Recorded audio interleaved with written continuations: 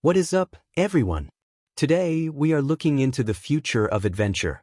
DJI has been dominating the action camera market, and the whispers about the DJI Osmo Action 6 are finally getting loud.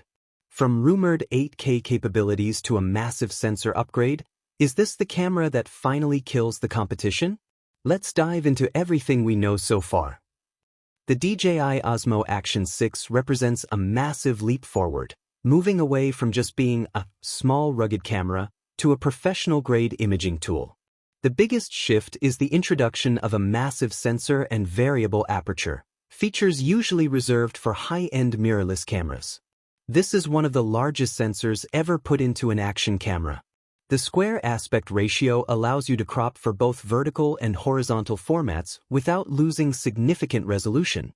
It captures incredible detail in both bright skies and dark shadows, making it compete directly with professional cinema cameras. Provides over 1 billion colors, giving editors massive flexibility during color grading. Some versions now feature built-in electronic or magnetic ND filter systems to manage shutter speeds in bright sunlight.